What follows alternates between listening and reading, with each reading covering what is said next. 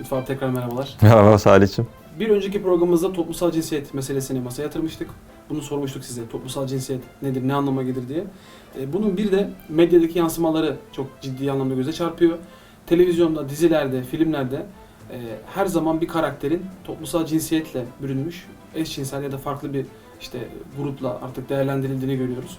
Bunu nasıl yorumluyorsunuz? Yani bu karakterler bize sevimli gösteriliyor, sanki çok normalmiş gibi gösteriliyor ve bu şekilde her yerde bir karakter karşımıza çıkıyor.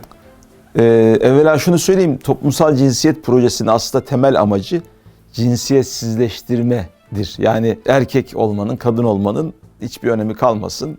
Çünkü orada roller çıkıyor ortaya, vazifeler çıkıyor. Bunları istemiyor modern dünya.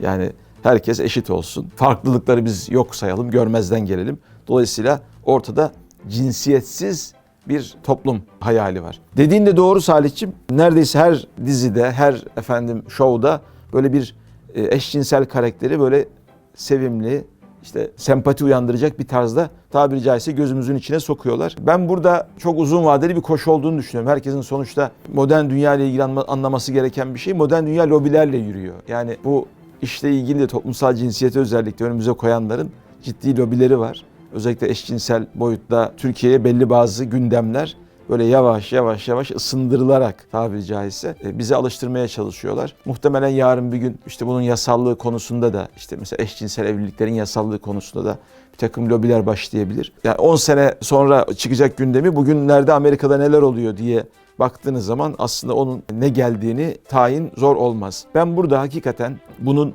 Müslüman Türk milletine karşı yapılmış bir komplo daha ziyade insan türüne karşı yapılmış çok ciddi bir şeytani plan olduğunu düşünüyorum. Bunu da insanlar üstü veya insan şeytanları yoluyla yapılmış bir 3 aşamalı plan olarak doğrusu değerlendiriyorum. Nereden çıkartıyorsun abi bu tırnak içinde komplo teorilerini? Şuradan çıkartıyorum. Allah şeytana niye secde etmediğini sorduğu zaman kibrini ifade etmişti. Sonra dedi ki sen dedi lanetlenenlerden oldun, kovuldun. O da mühlet istedi.